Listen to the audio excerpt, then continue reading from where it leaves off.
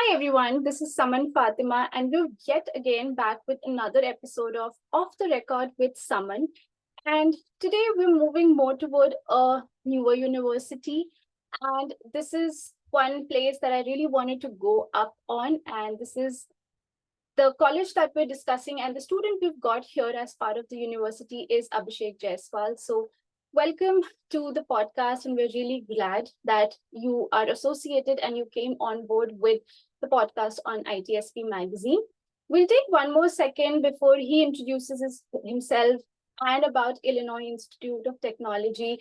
And the ball keeps on rolling from there with the questions and with a lot of other activities. But I take this privilege here to wish everyone happy Women's History Month. And March is really a special and auspicious month for all of us. And I really wish everyone is full with opportunities and confidence and a lot of leadership activities. And also, whoever is celebrating Ramadan, I would really wish everyone the same and hope everyone's doing fine. So, with that being said, we'll kickstart with a new episode, and that's Abhishek with us. And I'll just hand it over to him to introduce himself. What college is he from? What is the degree that he's pursuing? When is he graduating? What city he is in? And yeah, goes to you, actually.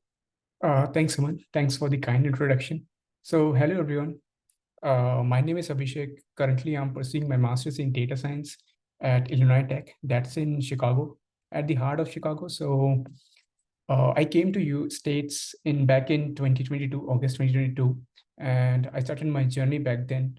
Apart from Illinois Tech, I had the admits from the universities like Arizona State University, University of Arizona, and John Hopkins, NJIT, but I chose IIT over the others because when I did a comparison study, I got to know that IIT's data science program is good and very competitive.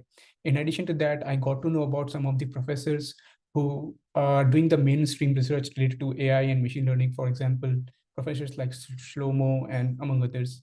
So that was my prime concern coming here. Apart from that, the getting the internship and a scholarship at Illinois Tech. So I got 2 months of internship as a data analyst back in India with the associate with the university, and there was a lump sum amount of scholarship, about 10K. So that was my prime reason choosing this. So that's about me and about the university in short.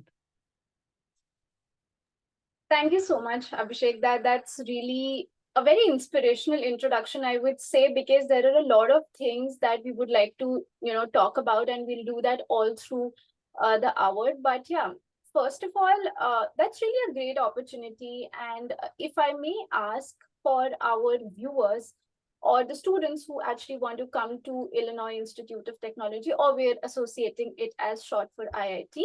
Yeah. So just wanting to understand how the coursework, like how the curriculum stood different from the other universities that you picked up. And was it just the internship that was the upper hand, like advantage of an internship, and obviously the scholarship, or the curriculum, or, the duration of the course? Was it also a point where you selected this particular degree and college? Yeah, that's a good question. I would say there, when we choose something, so there needs to be some concrete reasons behind it. So the two other that you just mentioned were among all of those reasons. Some other were I was in touch with some of the professors who are the dean level or the senior professors at IIT. For example, professors like Johan Ding, I was in touch with them for last 4 or 5 years before even coming to the IIT.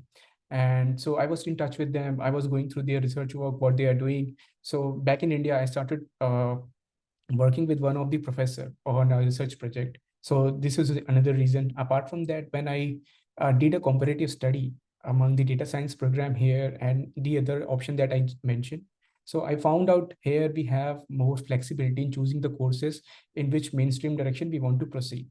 For example, if we want to talk about data science, so it's not just about one or two roles. It's data engineering, data scientist, data analyst, BI, BA, machine learning engineer, and tons of other roles. So if you driving into one course, you need to make sure that if you can take one course, you have one another dimension. And as of now, IIT has like courses from the business school, from the mathematics department, from the physics department. We have courses like bio bioengineering. From the physics, we have quantum physics and quantum mechanics. We have quantum computing. We have the business level courses like project management and everything else around it. So it matters to you what you aspire to be. So once you decide that you are coming to IIT, you can build your course track like that, and we have a dedicated academic advisor who can help you with that. Otherwise, you can find a mentor for yourself. Let's say if I want to be a data scientist, so I have to choose the courses like that. I have to prepare myself like that. But if I want to more towards the data scientist and less towards the data engineering, it would be different. But if it's more towards the management side, less towards side the data, like a business analyst, so I have to choose courses like that. For example, it could be project management, the public engagement for scientists, or something else. So this was the another reason, the flexibility of choosing the courses. Apart from them, the bunch of activities, extracurricular activities, because IT is in the heart of Chicago. So we have access to so many things. For example, networking events, the tech events, the hiring events, all of across the Chicago for free for us. So I was aware of these. Like if you simply go to the Google, simply search tech or the hiring events near me, you'll get bunch of those. You can simply go as a student, be the part of it, go for the networking. Because at the end of the day, if you are in network with someone who can get things done easily for you, it's win-win situation. So these were the bunch of the reasons. I guess the curriculum that I could hear is very flexible, and you can Yeah. tune as per, I guess, through the degree as well. Like for example, Yeah. had it been you thought that you want to become like a data scientist, but after like sometime you think, no, I'm better off to be a business analyst. So it's that flexible that you can, tune yourself to a different coursework midway of Yes, the course. yes, it's that flexible. For example, let's say in the first semester, in the fall semester when I came, I was more towards a data scientist, or let's say data analyst. So I was choosing courses like that. But let's say after 2 semesters, I realized, oh, maybe I need to dive more towards the business side of the data. So I can choose courses from the business school. But there is a core course requirement for the mathematics. Since we are in data science, so there are core requirements for mathematics and computer science. We have to complete it. Once we complete it, we are free to go whichever way we want, any semester.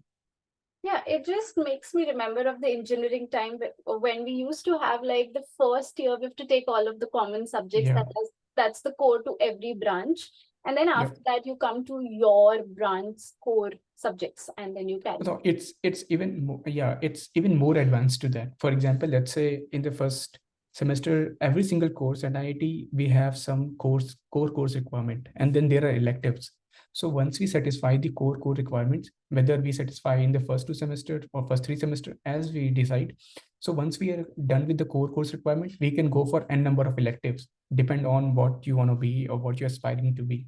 Okay, so that just gets like, is there not like we're just jumping onto the coursework, but just wanting to ask, like every semester has like a set number of credits that you have to complete. Yeah. So you can go beyond that as well, and that could be like how. Okay, so the maximum course credit that we can take at IIT, it's 12. That means roughly 4 courses. Every course worth 3 credits. So that means in the first semester or second semester, you have to take 3 or 4 courses. And since every single program have a different credits. So talking about the data science here at IIT, we have 33 credits. So that means roughly 3 semesters, you have to take 9. Then last semester, you can have 6. So it goes like that. Or maybe sometimes we can take a summer credit, let's say a summer course, then in the last semester we're left with the 3. So it's quite flexible. You can take summer courses as well. That's nice. Like if one of your semester you make it heavier, the other could be like lighter. That's nice. That's nice that it's like a fair balance there. So since we're talking about more towards the coursework, and before jumping more questions onto the coursework, I just wanted to ask, like when you applied for IIT, what were the university requirements, all sorts of logistic things that you submitted, or uh, writing exams, or were there any video interviews or essays, or nothing at all, just LORs and SOPs? So if you can enlighten. Okay, so the universities I talked about, I'll mention again, including IIT, ASU, John Hopkins, University of Arizona, NJIT. All those 5 universities had the common requirements, that was TOEFL or IELTS. And then second was the GRE, LOR, SOP, and your transcripts and every single details around it. But except ASU, which had the interviews, no other university has the interview. So it was quite common. So after once you apply on the portal, you have to wait for maybe a month sometimes, or at least a month, or maybe sometimes 20-30 days. So to get the acceptance or the rejection notification. So it was more or less same. Okay, so you use, like, if you can walk us through what all submissions you did for your time. Okay. So for me, they waived off GRE. Why? Because the first thing, I had the work ex in the same dimension. For example, I was senior data analyst back in India, so they waived off the GRE requirement for me. But considering the TOEFL and the LORs, and I have to submit the LORs, one from my the working employer, and two from my academics, or it could be a combination of both, any way you want. So I had to submit three LORs, that is letter of recommendation, one statement of purpose, that is SOP, and I have to submit my TOEFL score directly. Apart from that, the transcript, and I think these are the bunch of the documents I did. There were no like specific essays or video essays that were required as part of. No. That's nice. That's still like an easy course of work. But yeah, I would say if we may just pinpoint here, like with IIT, do you happen to know like what are the minimum scores required for these examinations, like for GRE and TOEFL? What do they require? Okay, so the person I have met, I so far I have met so many people who came this semester or last semester April. I think I came across the lowest score was 308 or 310, I believe, for the GRE. Mm-hmm. And for the TOEFL, I think it's 95, or it could be Okay. a low based on the case to case condition. But in general, we can take 95 and 308, let's say. And in your perception, like it's both a balance of your scores and the profile that you submit of yourself leads to the Yeah, admission. yeah. Let's say if someone is coming directly out of the college, then they need to have something to show their credibility or what they can do. So that's why in that case, having a good GRE in TOEFL, there is a good GRE could be somewhere over 200, 320, and a good TOEFL would be over 100. So if you're coming with out of the college and trying to come to the IT, I think somewhere around these scores, the margin would be somewhere between the 310 to 320. And for TOEFL, I believe it would be 95 above would be good. But if you have like at least 2-3 years of experience or somewhere around it, so then it could be 310 also, or the TOEFL could be 90 also. So it depends, because and at the end of the day, you have to make your profile speak on your behalf. Yeah, I agree. Yeah. I agree. That really helps because I do remember with my time with GSU, apart from all these things what you mentioned, I had to also submit like a video essay. So they gave us 5 minutes and there was a portal and there were 5 questions and we had to answer it in 5 minutes. So that was Okay. also one thing where you could actually showcase your communication or how many reasonings you give for those questions. So that is also more like a personal thing. So I know with every college it's different how the process Yeah. follow, but yeah, that's how something you add up to your profile. So yeah, that helps. So with that being said, we talked about the selection process, we talked about the coursework. So had it ever like crossed your mind that if not US, which other country you would have thought, or maybe your home country itself? What were your pros and cons in those spaces of doing the course from here and not from any other country? Yeah, that's a good question. So I had my backup option as well, because when it comes to use visa processes, we cannot be very sure. So I had my options ready. So I had King's College in London. I had Trinity College in Ireland. Apart from that, I had two colleges in Australia. So then you weighed out the curriculum, the coursework, the expenses, and everything. No, actually, yeah. So it's based on the priority. So I had the priority. So my first priority was US. Second was the King's College. Third was the Australia. Fourth was the Ireland. And that was the first criteria. So the second criteria was the number of opportunities.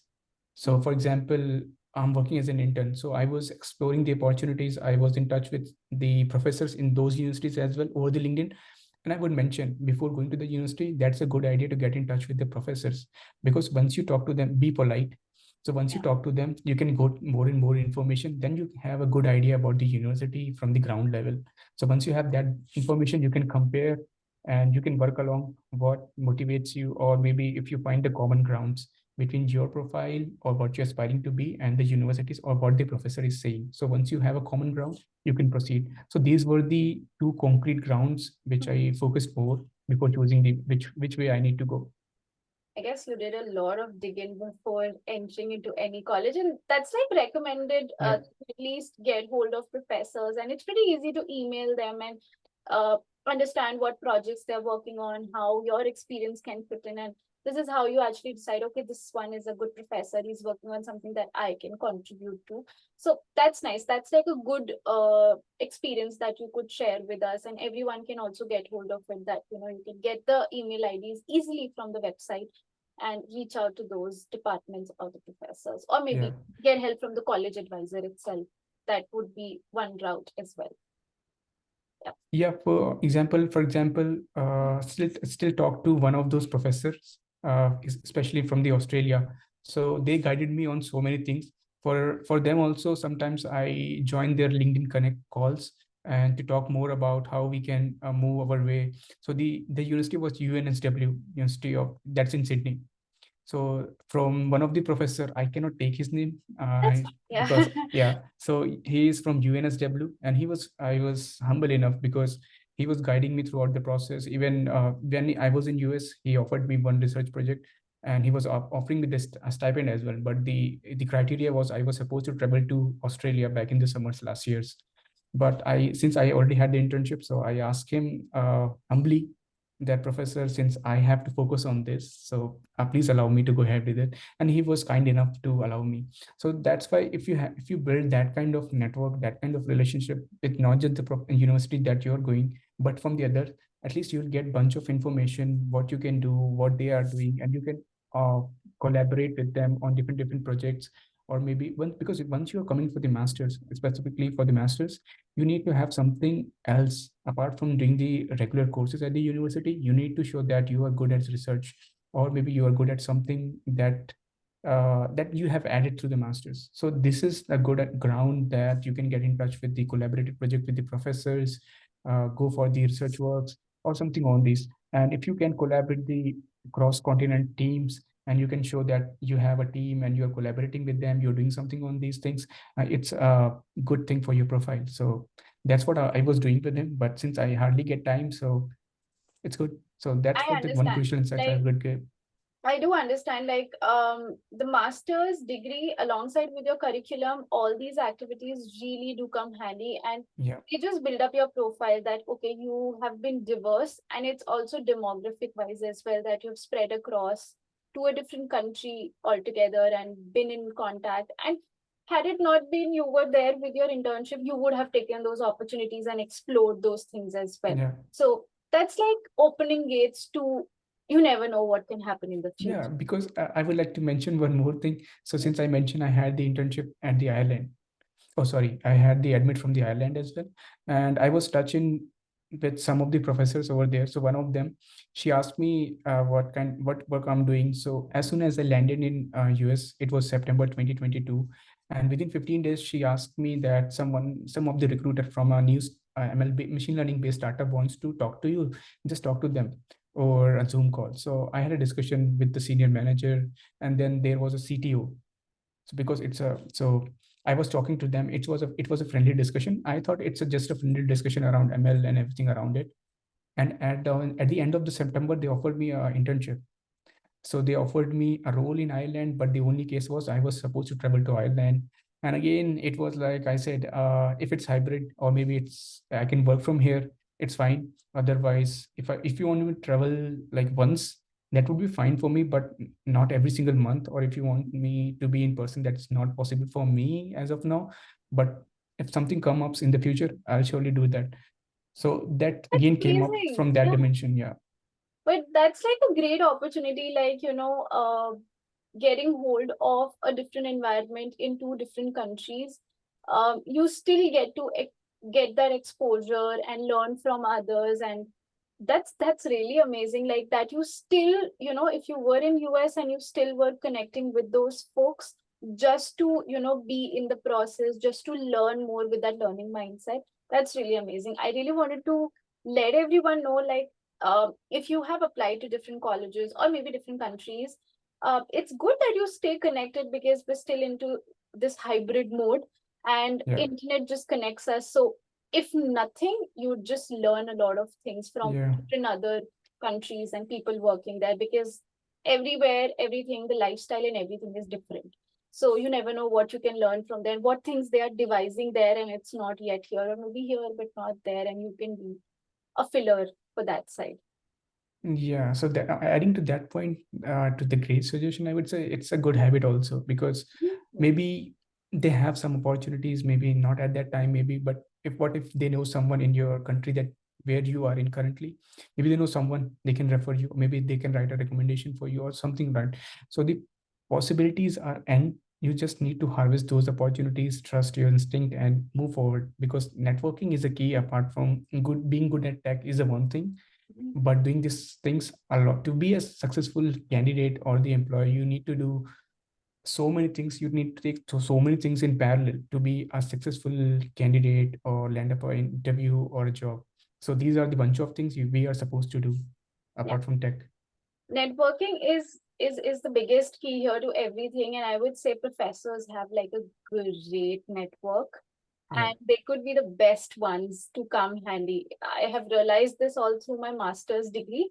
My professor had like a huge network back in Europe or in Australia. I was working as a RA under her, and I was exposed to so many people while working with her that, if for instance I want to go start something at Europe or any other places where I've worked with folks, I could just touch base with them and I could land up somewhere, maybe, at least not at, a line zero, Yeah. but somewhere. So I would just say professors have a huge contact.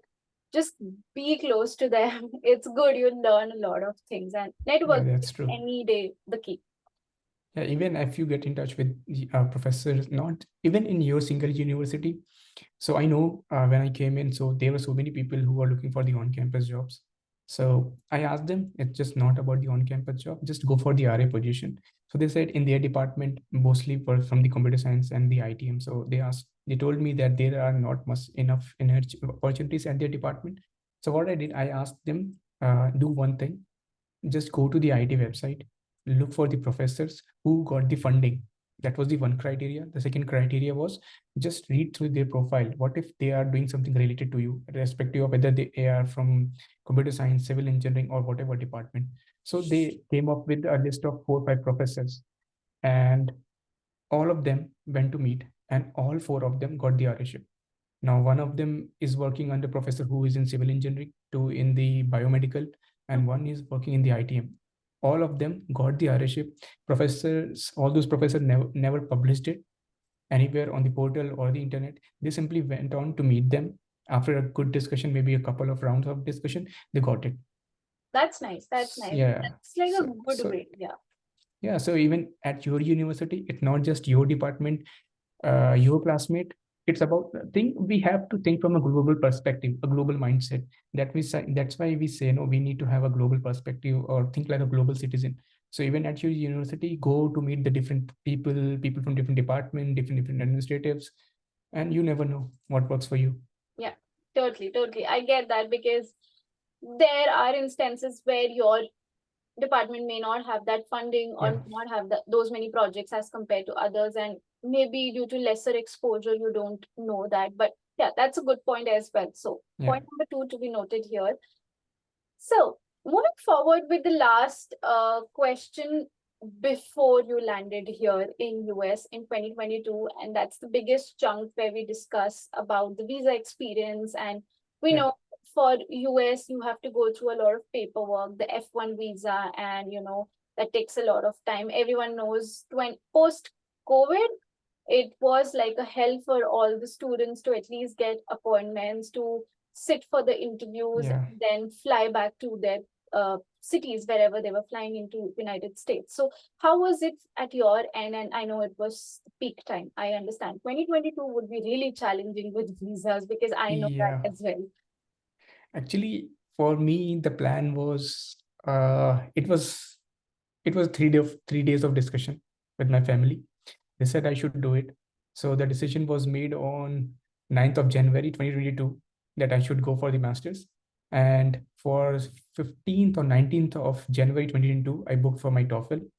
I got my score. I started applying. So since already most of the universities have were already closed, so I got these bunch of options. I applied.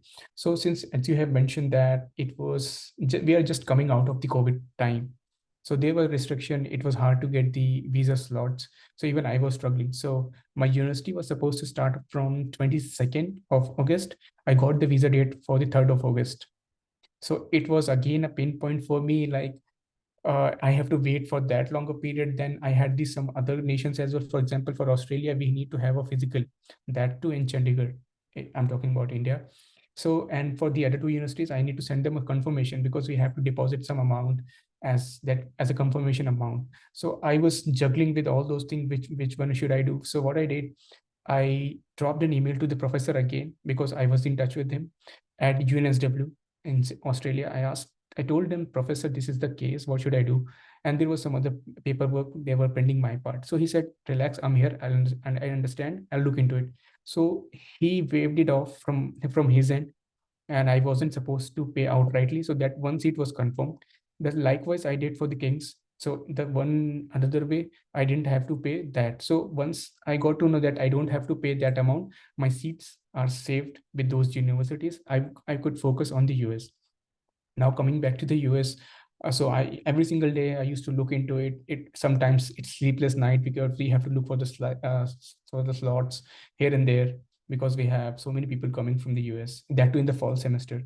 So luckily, I would say luckily, I got 3rd of August because some of the people I know who came with me, they got the dates up till 26th of August also. They have to get the supplementary documents from the university. For example, if it's fine with the university that they are coming late, so that is the another case. But for me, I got the date. Once the visa interview was done, I got everything done.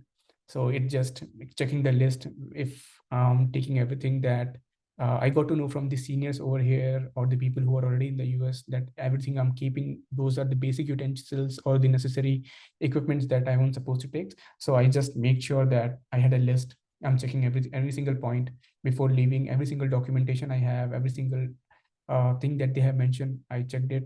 And so once it was done, it was a win-win situation. And once I got that, I updated those professors from that university's professor, as I have mentioned, because you have to be true to them. I told them that this is my intent. So once I got it, I told them, Professor, I'm moving ahead with this, and I'm looking forward to be in touch with you and learning more from your end. So that's what the entire 4, 5, or 6 months looked like. That would have been stressful. I can, think about that. But that's great that there were professors from different other universities, and probably counting that there were Yeah, different colleges, different countries, but still they were supporting you. And I'm really yeah, thankful, or grateful for those activities that people yeah, are doing and helping you, and still knowing that you're trying for US, yeah. but still they were okay. Okay, It's yeah, it's see, that's what it doesn't work in a single day or single week, a single month. yeah, It's like maybe months of networking, the trying relationship to be, you make. yeah, building. It's like any relationship building kind of activity. So once you build that kind of relationship with honesty and truthfulness, they believe in you. Once they believe in you, it would be easy.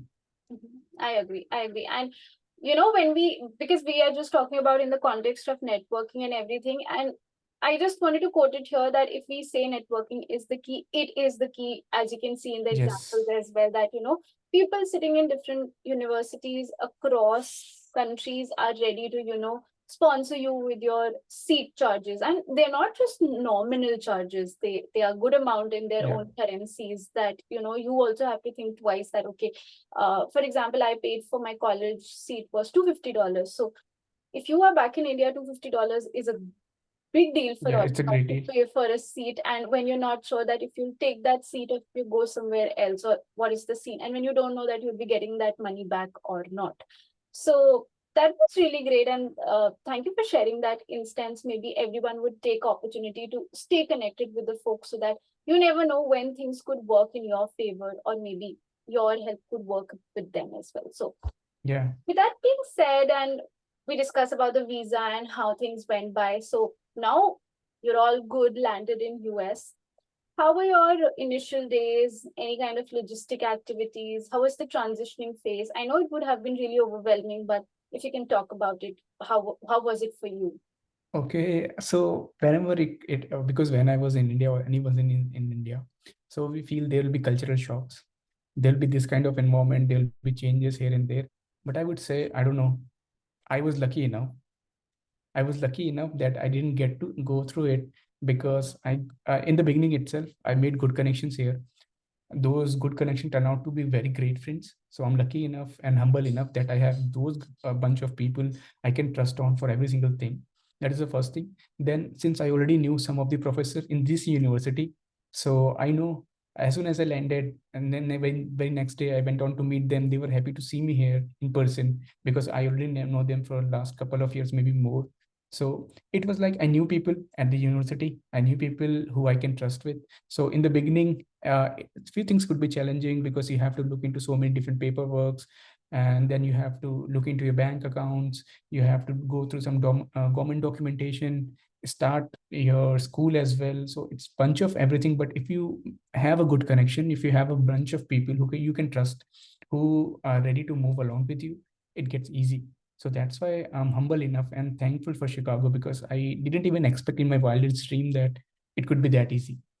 Yeah, like with my experience, like today sitting with the sixth person here as part of the podcast, and I would say everyone had few or the other issues that they would discuss at the transitioning phase. It was difficult, it was overwhelming. But for you, I know it has been difficult. I know it has been overwhelming. But yeah, this comes out to be handy that you know those folks, you maintain those relationships, you talk, you network, that one day those things really work out for you. And you think at least you have a family here and Yeah, stuff yeah. like that. So So, that's a great so thing. it was for me at least. It was smooth. So I would say if you are watching this and you for coming for India, I would say get in touch with the people you can trust on. Get in touch with the professors at the university and make a good cordial relationship with them. Be professional, be polite, and keep it very professional. And get in touch with them. Get to ask them about themselves, their research work, and ask them good questions, because sometimes we don't know what is a good question. So I would like to pinpoint on this for a minute.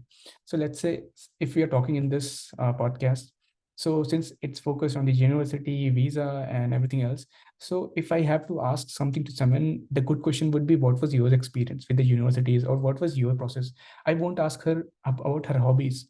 So asking about the hobbies is not a good question at this moment. But if I'm catching up with her over a coffee outside this podcast, I would ask her about the hobbies or what she likes to do. So that is the good question at that point, but not here. So please understand what is a good question and ask it. Thank you so much for sharing that, because that's really important. Because as a starter, it's nothing that you're sitting face to face with the person, but it's actually you are talking to them via emails or LinkedIn. And how you talk, like for example, if I'm talking to Abhishek, if I'd say anything, he will understand, okay, what I mean. But in emails or in written things, they could be deceptive. Yeah. Uh, you don't know how the person reads that message or how he takes it, or are you being too polite, or are you being like just borderline polite? You don't know. But you just have to like curate yourself in a way that it's like a teacher student relationship, and you put it up in that way. Yeah. You try to know more about the work, but don't be greedy at the same time. Just Yeah. loosen up. Also, yeah. Also nowadays, even today, I was interacting with two of the companies with their HRs, and they told me nowadays people, if they are dropping a request on the LinkedIn, they are simply doing the chat GPT. They said since they are in the industry for over 10 years, maybe 5 6 years, they know how to read the chat GPT messages now. So please don't send them at least a chat GPT message. Even if you're doing it for the process optimization, make sure you are editing them and customize as per the human, as per you. And I would still say, if you want to curate your messages in a professional manner, probably you can just put up like, I want to write these things, ChatGPT, please rephrase them in a professional manner. Probably those will be your words, just put up in a better sentence way, and then again you could just edit or reword them. But at Yeah. least put up your words and not just write a welcome email Yeah. for the HR or for this Yeah. role. That would Because be they know. exactly. And to be honest, now everyone knows, actually everyone gets to understand, okay, this is how ChatGPT writes, because ChatGPT becomes professional as possible. So Yeah. Yeah, that's the thing. But I would say networking, we talked about a lot about networking and how it eases off things. Is a big example here that, if you network with people at the right time, things would really, work out in your manner and things would fall into the place. So thanks for sharing that. And I understand those were your smoother times when you knew people, when you knew professors, things were good. But uh, considering it was a 2 year course, and obviously with college and with the degree you have a lot of assignments, a lot of test work, coursework, everything goes day to day. And we also know that there is also a thing on our head that we need to get out, get a job, get placed somewhere, and everything of that sort. So I just wanted to ask, how are you managing, or how did you manage from all this while, in terms of the job scenario, the layoffs and all that structuring along with your coursework, and how's it going for you? Oh, that's again a good question. That is the question that even my fellow mates, the juniors who came to the college, even some of my professors keep on asking me, how do you manage so many things at once? So I'll tell you the other things. So I was part of 5 clubs. I was the vice president of one of the club called Bridges International and on campus. I was a senior executive member of one of the club, Hockapel. The data science head of the Google Developer Student Club, that is global entity. I'm part of World Business Chicago that has a collaboration with IT. I was their campus ambassador. Apart from that, I was the LinkedIn mentor and the career relationship builder with the career services. So I was working on these roles. I had 9 credits to handle.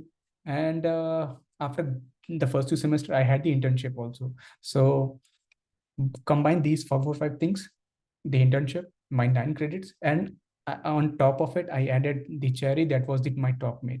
So I started mentoring people, helping them out with so many things that they have doubts. So I had these bunch of things to do in a single day.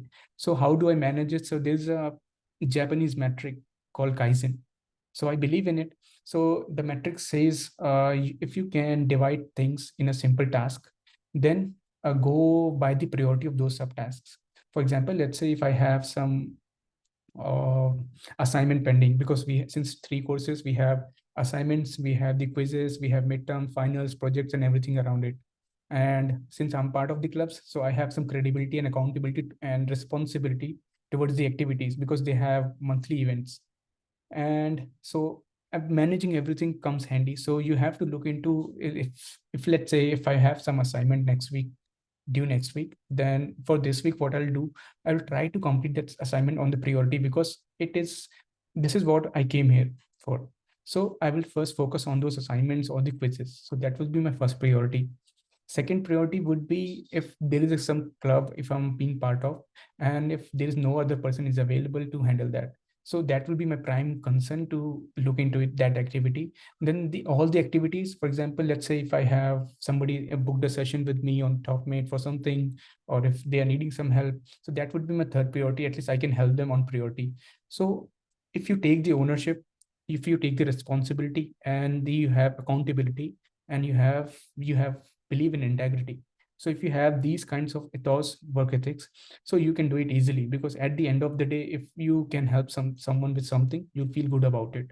So that what gives you happiness. And if you're able to complete the assignment on time and get good grades, so again you have some happiness. So it's like mixing all those things together. If you get let's say 90% success out of 10 100, so it's a win-win situation for you. Other 10%, it's not just a failure, it's a learning from you. So I was able to learn from those things that I was missing on. I was able to pinpoint. I like to do it as old school way, because I can show. So this is I don't use the calendars. So this kind of calendars I use. So I note Oh, it I down. I have Yeah. the same. Like I do Oh, still like the journaling. So I have like the yeah. journals I'll write every day. Okay, this I have planned for this week, and this I did Yeah. I today. do the same thing. I Yeah. do the same thing. And then So I like to do tracking it as go. everything. So it Yeah. really helps you. I am same not at the person, where I just use tablets or one Yeah. notebook. It's difficult for me. I'm good at taking notes, and it's Yeah. all hard copy for me. Soft copies Yeah, worse. because we may have multiple email IDs. Multiple email IDs have different events or invites. So Yeah. it's not easy to handle. Sometimes we do sync, but I believe in the old school way, so that's how I was doing it. And also I can mark the priority, or I can highlight them simply with red, green, or the yellow markers. This is on the priority for this day, so that I do not accompany with some other tasks. So if you have that kind of systematic mindset and you know the time management, Yeah. it would be easy. I still don't find hard to do any of these, and I'm not pissing off any of these. Though I have resigned from a couple of organizations because I'm graduating and Yeah. there's a lot much to do. So I have resigned from a couple of, because I was thinking that I'm not able to put much more efforts. Mhm. So I resigned from two of them, but I'm still part of three and internship, and still I have 9 credits to do. So it's at the end of the day, you need to have the time management, Yeah. because you are, if you're doing the masters, you are answerable to yourself, not your parents or anybody else, because at the end of the day, most of the time it's our decision to be here. Correct. And apart from your study, you have to do this, because I have interacted with so many HRs, the technical persons. That's what I do on my weekends, go for the coffees and talk to the people and do the networking. So over the all those of interaction for the last 2 years, I got to know it's not just about the tech. It's mostly 60% your work profile get highlighted through the soft skills. Yeah. And so if you're doing something out of the class extracurricular, it may be boon for you at the end of the day, or the discussion, or the if it's an interview, or if you're trying to sparkle in the bunch of heap of the resume that they receive. So you have to do it. Yeah. And in any ways, I also consider like I'm on the same boat because I did a lot at my student time, and I would just want to say, you really miss your student life because a Yeah. lot of these things that you're able to pursue at such a university level is what we miss. Like I do miss it at my corporate life because there was a lot of ease on those ends, and when you come here, it's altogether a different life. You would have been seeing it in the internship time. But I would also like to say, obviously, the first priority is coming for the master's. That's what you're here for. That's for the degree and for the education that you want. But apart from that, you also want to upskill yourself. You know, there are times when socially you feel a lot introvert, socially you feel a lot disconnected. But once you get through all these things, you get a lot of exposure, you get a lot of people like you, and you interact with them, and that's how university activities and everything takes place. So uh, that I would say, and I would totally support that these things do come handy. And if not, you're mentoring someone like you are doing, but at times you also learn a lot of new things as well. And Yeah.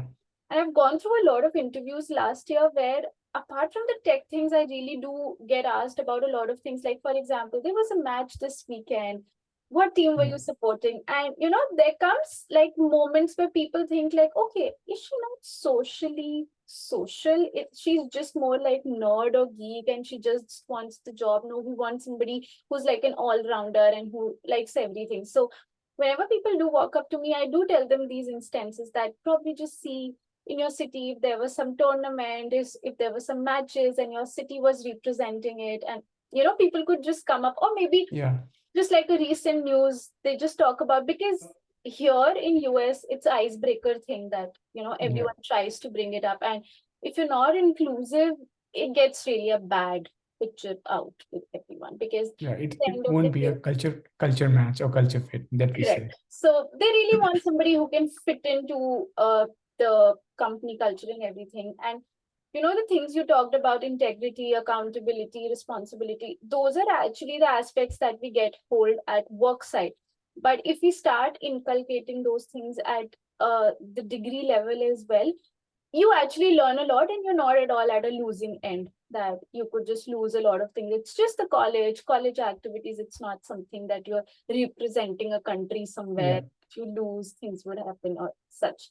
So that's also a great thing. And probably we'll be talking a little later, like 5 to 10 minutes later, about your community things outside of your college and inside of your college, and how one can actually be part of it. But just wanting to ask, like, you're interning right now, so if you Yeah. would like to talk more about the organization, the role, and how it matches up with the curriculum that you are doing, because you'll be graduating soon. Okay. So the first thing first. So as we know, there is economic slowdown. A market is in a bad situation. So getting one single opportunity takes a lot of things from you. So there are lots of things that needs to go in parallel before you get to land in one internship opportunity or one full-time opportunity. So it's a match of, let's say, your LinkedIn, your resume, your elevator pitch, your extracurricular activities, and how you are able to tell it in the best way possible. The art of storytelling, apart from your tech skills. If you have these bunch of things, then add to it your networking skills, how you can communicate effectively, how you can speak your mind, the thing that you want to speak. So if you can club it all together, then you can go ahead to apply for the internship. So currently I'm working with the Chicago Transit Authority as a data analyst, where I get to analyze the data to solve day-to-day problem. And the best thing is you see that you're working on something that every single commuter is using to move from source A to destination B, and you just feel good about it.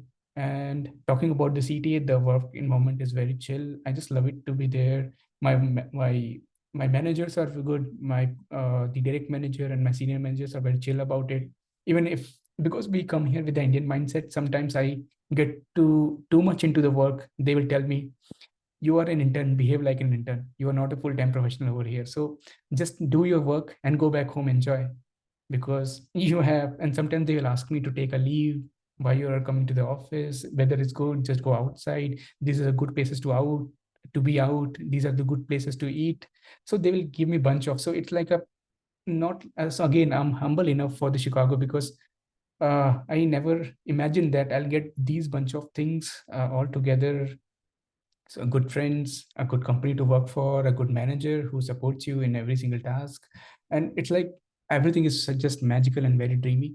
So that is my experience with CTA and as a data analyst. And it totally matches with my curriculum, as you asked, because I'm analyzing the data, I'm using the tech stack like Python, SQL, Amazon Redshift, Power BI, a little of Excel.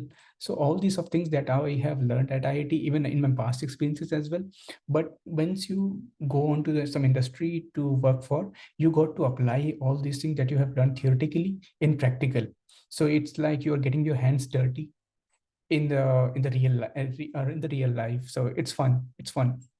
Yeah, that's amazing. And if I may ask, like, if anyone's part of IIT and they want to like apply for Chicago Transit Authority, like apply as an intern, what process did you follow? If you can quickly share with us that as well, like in a high level manner. Okay, so since I mentioned the market was tough, and I was a little late in my process because I was supposed to start in the month of maybe August or September. That was a high time, but I was very busy in networking. I was busy in working on my LinkedIn resume, everything else around it. So probably I started with around January 15, 2023.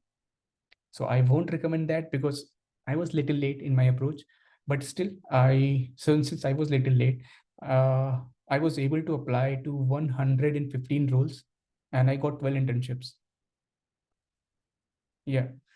So because I was able to fix so many things at the ground level, once I believed that the approach that I'm going to use, it's strict and it matches what I'm aspiring to be, I started applying. I made a list. Since market is in recession, I made a list of recession proof industries. For example, or healthcare, hospitality, real estate, and the automobile, automation, and then gaming industry, transportation, logistics, warehousing, all these bunch of industries, as I just mentioned, these are mostly recession proof. They are working in the time of COVID. They're still working. So they were mostly hiring. So these were the prime area where I applied. And every single company, when I used to apply, I used to make sure that I'm connecting with 5 people from each company. So let's say there is a company ABC. So I used to get in touch with the 2 people who are available in Chicago, 1 or 2 people who are the same, who has the same profile as me, data professional, and one person who is the HR or someone, or maybe who's from my home country. So I used to get in touch with them. If I'm saying I used to get in touch with them, it's not that easy, because what I used to do, I simply used to go to their profile. I used to read it for the 10 seconds, 15 seconds, sometimes 20. I just to get some keywords. If I get to know they are good at sports, or they are liking something related to sports, or maybe they are liking something on the AI side or something like that, I used to get some unique points about them. I used to craft. So let's say someone is a recruiter working at the company XYZ. So if I go through her profile, I get to know, oh, she likes, let's say she is into the environment and sustainable or sustainable things. So I would say, hi, Saman. I'm working in a project where I'm using the sustainable technology to reduce the carbon footprint. And I got to know that you are into same domain and you have that kind of industrial experience. So I'm looking forward to connect and learn more from you. Kind regards, Abhishek. So this is very dedicated and focused message that is directly to someone. So if she is reading it, she will get to know that these are the bunch of the messages I'm reading, which are like typical, and this is something that's very dedicated to me, where I believe. So she will accept, and then we have to build a communication from there. So that's what I used to do. I'm not saying that you have to do it for every single company, but if the company is matching your profile, they are hiring the students and they are the recession proof, some other filters you can apply. I'm saying my approach, you can filter it according to you. So you have to apply these filters and try it out. So that was my approach. I applied for 115, got 12 internships. That's amazing. And that's something I really learned from you as well, like how you can, go through conversations as well. This so far I haven't done that, I go through the profile, I find a unique point. Probably I start up more with coffee conversations of the field or anything, but not something specific to someone's field. But that's a good catch. I'll take it as a learning for myself, Yeah. and I'll do it as well, and I'll see how things change, because who would not want that, somebody who has just scanned their profile, found something, and then discussing on that, and then probably Yeah. coming on to the point of, okay, you're working on this, I'm interested, my tech stack are this. Probably not jumping to the main conversation is would be a killer rather than going through. Yeah. Or for example, let's say if you are in cybersecurity, if someone is listening, maybe a years from now, 4 years from now, you will be like a middle level employee, right? So if they're looking into your profile, if they simply come up, hi, someone, there is some role in opportunity in your organization, would you please take me through it, or maybe you can you recommend me. So it's like more or less you won't focus on. But if someone comes to your profile and says, hi, someone, since as an aspiring cybersecurity professional, I got to know that you have that much of industrial experiences and you're working on the same tech that I'm learning theoretically at my university. Can you please tell me more about it? So Yeah. this is something that I'll be interested in telling. Yeah, and this is more of the person really wants that help rather than, you know just talking about random things, or Yeah, anything of that sort. That, so I guess that's what you said in the starting as well, right? Put down the good questions, like put down the yeah, right questions that's needed, because that's how it helps you. It may take some time, but yeah, eventually it helps you. The personalized messages, and how you use the emails fruitfully is something really yeah. important, because Yeah, not I the call it, yeah, I call it, sorry for interrupting you. I call it my own 80-20 rule. So if you're starting the conversation, 80% things should be about them, not about you. Don't ask any favor indirectly or directly in the beginning itself. So in the beginning, ask them good question. So 80% would be about them, 20% about you. Once they get to know that this particular individual is interested, he or she is very good at it, so now they will be, once they are interested, they will start asking. Then that's the high time for you to show your effective communication and the arts of storytelling. Yeah, because maybe it's not you who comes back for the job question. Probably they only ask you that I saw Yeah, your banner and I see your experience and you could apply on this link. So yeah, it's more like your job has been done by them. So, yeah, I really support that thing. And I guess everyone should start doing that and use the messages and the words wisely, because you do get lesser words if you're not connected to the person. And you should write to the point what is needed. And then probably that person would really respond back. Or if not, yeah. it's okay. That's fine. So I also Oh, used to keep like personalized messages, like for people I'm connected to, for people I'm not connected to. So, you keep two sorts of messages, and, you shorten the length so that at least you get someone's attention and then you start the conversation. But yeah, you were saying something. yeah. So since you mentioned the templates, so initially I used to have the templates when I was new at this technique. So Mm-hmm. once you master it by continuously doing it, because initially you may not get the responses Mm-hmm. and you feel like it's not working, but you have to do it. It's not about the intensity. It's about consistency. It's not like you have to do 10, 20 messages single day. Even 1 or 2 messages a single day for next couple of months is consistency. So believe in the consistency in place of intensity. So you start, once you start doing it, you don't need a template at the end, because then you'll master this technique and you can simply look at the profile for the 5 seconds. You can draft a good message. And sometimes if you want, I can focus more on that if you have time. Okay, so for example, sometimes even if we are very good at it, we don't get the responses. So then I crafted one technique that now works 100% for me. If not 100%, I can say 95%. So what I do is, let's say I dropped a message to someone and she accepted my invite, looked into my message, but didn't reply me back. That's fair enough. Maybe she's busy. So what I'll do, I'll simply go to her profile after maybe couple of days, unfollow her and follow her back. What this does, so she will receive a LinkedIn notification that this individual named Abhishek has followed you. So she will remember, oh, this individual sent me a message like a couple of days back. Now he is following me back. Okay, so maybe you feel like replying me back, but what if you don't? Then what I'll do, maybe of next 3 4 days, I'll go to your profile again. I'll look into your skill set, read your experience, and maybe I'll endorse you for a couple of skills that you are very good at and that I can got to know from your experiences. So I'll endorse you for those 2 skills. Again, she will receive a message in the LinkedIn that I endorse her for the couple of skills. Then she will be in some kind of moral dilemma that this individual dropped me a message, followed me back, endorsed me a couple of skills. I think I should reply to him. So she may reply, but what if she doesn't? Then another, the rule could be, if I come across some articles on the internet about cybersecurity, let's say how they are using the penetration testing to get to know about new cyber threats, or if I come across something else on the internet, I'll simply share on the LinkedIn and ask, hey, hi, someone, I got learned from this particular article or the journal. I got to learn about these bullet points A, B, and C. What do you think about it? And I'll tag her. Again, I'm forcing her into the social or the moral dilemma to reply me back. Or maybe if I come across some article on the LinkedIn, I'll tag, hi someone, what do you think about this article? So this is like you are telling them that you are curious about them. You cannot do it with everyone, but if there's a company which you are really passionate for, you can do it. And if you do it, you have to be in a constant hustle, but it works.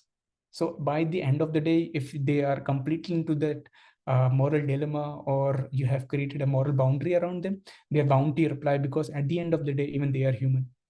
But don't overdo it. Complete cycle of psychological payoff. Yeah, yeah, it That's what works. I suppose it has worked because you're being so confident with that. And I know it's more of you're not putting strain onto that person that you have to reply Yeah, their message, but yeah, somehow you are letting them to be part of any activity and you're yeah, trying to have that conversation. So that yeah, person is, may out of curiosity come back to you. Okay, yeah. It's hi. not, We know yeah, each it's other not and yeah. if yeah, it's not if we didn't reply, I'll drop some message again and again. Yeah. So it's not the approach, it's the opposite. You are indirectly telling them that you are interested in what they are doing. Maybe if, let's say, they reply, now this is the high moment, you should say, I'm really interested in what you're doing. Can you please talk more about it? So let's say if you talk with them for the couple of times or maybe more, then you can politely ask them, can you please mentor me, because I'm aspiring to be a great cybersecurity data or the software engineer or whatever role you are aspiring to be. You can simply ask them. And if they get ready to mentor you, that's a good case for you, because you're getting a mentor for free, that too from the industry, who can guide you for every single things. So that's how you can get a mentor for you. Yeah. I agree. I agree. And I guess everyone has their own way of interacting with new Yeah. folk. And somehow you want to get into that conversation. So yeah, that's one thing I guess everyone's learning from you a lot, Abhishek. And we'll just move ahead. And I just wanted to pinpoint to the last question that we were discussing about the community work. So if you could let the folks know more about the in-house community work, how you reached out to your college, uh, student clubs or the organizations or the board positions that you could gain, and how did you went off outside, like how was LinkedIn or any other thing being helpful to you to be part of other activities? Okay. Okay. So for example, at Illinois Tech, we have around 185 student clubs. that are completely run by the student, sponsored by the IIT in terms of the funding, space, and every single thing around it. So I'm part of currently I'm part of like Google Developer Student Club as a data science head, and there's one music and karaoke group. I never learned the music, but I'm the executive member of it. I'll tell you how. Then I'm part of the career services as the LinkedIn mentor and the career relationship build. And then I was the vice president of one of the organization. So these are the organization that I was part of internally. So when I came to the US, so I used to go to the campus every single day just to be, because I used to be introvert. Frankly, I was an introvert in my undergrad. If you ask my undergrad friends, they will tell you that I was an introvert. The same thing if I ask my master's friend here, which are good, they'll tell you, no, this cannot be true. So there is a stark difference between these two. And the day I came here, I thought whatever mistakes I have done in my undergrad, I'm not going to repeat it. So I used to be go to the every single event, irrespective of which country club it is. For example, we have clubs from every single country. So they used to organize their cultural events, or if there are tech events, extracurricular. I simply used to go. Initially, I used to alone, but then when I made some good friends, we used to go in group. So we used to network, talk to them, and you to ask them if what they are doing, what they are not doing. So once you get in touch with them, they sometimes feel like, oh, this particular individual is showing the interest in the club. So that's how I got into my first club, and that too directly into the executive board position without being the member. So one of the time she emailed me, Abhishek, I think you can be a great addition to the club. Would you be part of it? I outrightly said yes. That's how I got to be in the vice president and the executive board member of three clubs. And apart from that, the I was part of Google Sprint Developer Club that I started this semester in the January. That I got because through one of the professor. Again, the professor I knew before even coming here. So he recommended the lead of that group, Google Sprint Developer Club, and I was friend with him. So he asked me, and I said yes. Then since I was part of so many other people from the university, apart from my professors, classmates from the administrative chambers, people who are in career services, different department, management departments, I used to simply go greet them, or if I'm meeting them in the lobby somewhere around, I simply used to greet them, ask about the weather or what they did on the weekend. So these are the good questions on those times. So I simply used to ask them. So when I used to interact, so that's how I got into as a campus ambassador for World Business Chicago. So one of the people from the career services at my university, he recommended my name to that organization. So World Business Chicago is a huge thing because they have the collaboration with 160 organization across the US, including companies like Microsoft, LinkedIn, and everything. So he recommended my name for that. So then I had the interview and they selected me. So I was working as a campus ambassador where every single event related to them, or the tech event, or the events like Lollapalooza, or everything else around it was free for me as a student. I can simply show that I am the campus ambassador, I can go. So these are the perks of being the part of the clubs, and it works, sometimes it don't. But make sure if you're willing to be a part of some clubs, that I recommend that you should do, so that you can tell the employers that you are not just sticking to the classes, you are doing something out of the class extracurricular. So just go to their events, talk to their event team, subscribe to their newsletter, keep on meeting them, and you never know. It's at the end, it's all about the networking. So it's a good habit, and develop it because it will help you later in your experiences at the US, because you will feel more confident that you can talk to anybody anytime, and you can take the conversation and you can move the conversation. Because sometimes what we feel is, especially as an Indian, that we don't know how to start the conversation. Even if we know, we don't know how to take along, or how to build a good communication and then a good relationship through that conversation. So we are weak at it, and once we admit it, we can work on it and move on. Yeah, that is why it becomes really a thing that apart from the tech things, you also know something around you, whatever is happening, the social activities, so that at least that's a good icebreaker, a conversation starter, and then you can come to the main context of the conversation, and that could be more of like the greetings thing that you do, Yeah. and you have to really excel into that when you are short of topics, or maybe when you're not aware of things, like when you're not aware of maybe a football match or a rugby match. So you'd not be able to talk more about it. But if you start knowing maybe basics of it, maybe at least follow just the Chicago team, just the Yeah. city's team, and talk about it. Probably that would be like a good conversation starter. And with all these extracurricular activities, maybe in campus, off campus, conversation is the like Yeah.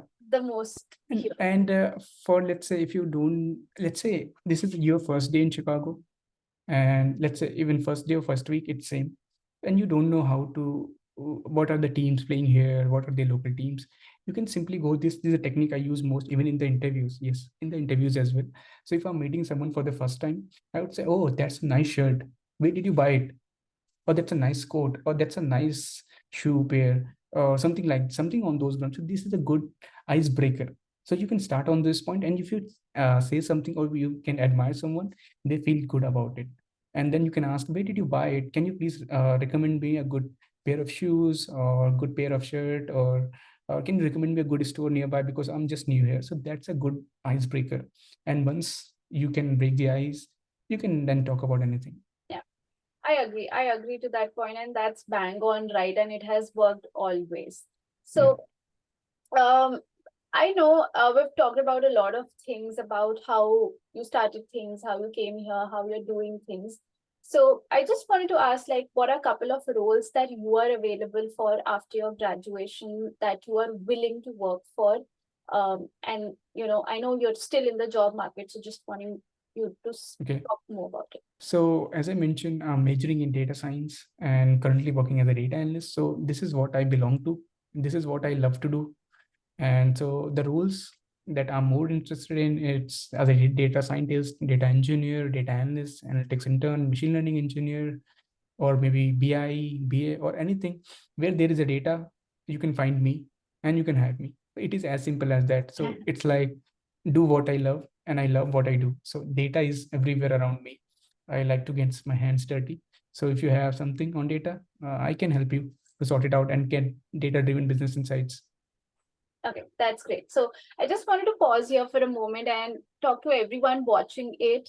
Or maybe if you know someone who is hiring people in the roles of data scientist, data engineer, data analyst, or few others that just Abhishek mentioned, it would be a good help that if you could reach out to him and see his tech skills, see what all things that he has worked on outside of his degree, and probably that could be a good starter for you to check back with his records and then have him for the interviews or anything. So we'd have his LinkedIn profile in the description below, and then that could be one-stop shop where you can just talk to him, talk what his aspirations are, or how it could just in line with your organization's skill set as well.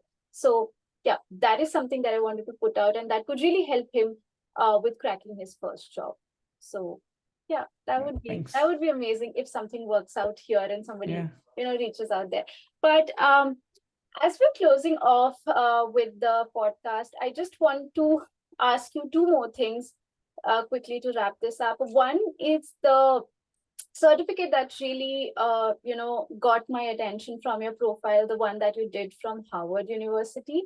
So if you could talk more about it, is it just you did it independently, or it's part of the coursework, or you mentioned there were a lot of other coursework that were associated to B schools or other things as well. So if you can Okay, let. sure. So again, I was in touch with some professor who knew someone at the Harvard. So he recommended me that course when I came here in fall.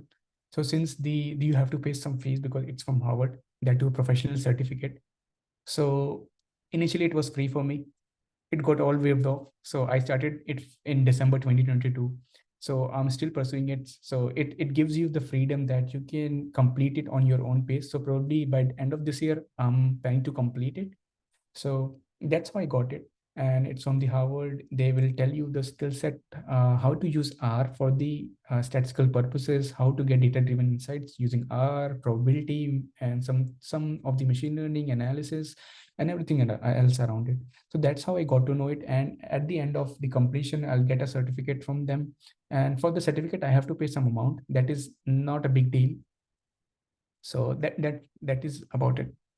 That's really great. And I just want to stress it over here again that networking is really a key and it can really Yeah. fit you with great opportunities. And this is one example that again Abhishek just mentioned to us that you can get hold of other programs and Harvard is a thing. So why not do it from there and get the certificate, and that would add more to your profile when you sit Yeah. back anywhere. Yeah. And with that being said, I just want you to let us know any sort of advice to any new joiners who are trying to get into the college for their master's degree or any other degree. So, any parting advice that you wanted to give through the I would say be aware.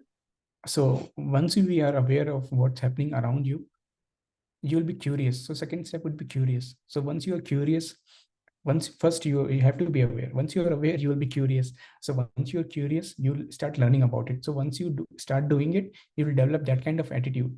So this is the 3-step process, as simple as that, that can lead to you towards the success. So be aware, be curious, and develop that kind of attitude. That's great. And I guess that would really help you. And with with coming to a new country, it's okay to not know everything and Yeah. try to make yourself accustomed to new things. Try to ask those silly questions that, okay, I don't know this, Yeah. or start learning about new things, because that's what the thing here is. The communication, networking is the key. And without that, it's dead end for you. If you're not Yeah. into it, you are totally tagged up as a nerd and bored person or stuff like that. Yeah. So, and it's fun to actually be inclusive in a lot of student activities or outside of campus activities as well, because it's pretty open here. You get lots of things, and with networking you get to wave off on a lot of money matters as well, like we heard Yes. for a lot of things. So really communication is the key. And with that advice of being aware, curious, and then head to what you want to do is something really a crux. And every person's strategy could be different, but yeah, this is how you can at least Yeah. start and then devise something for yourself.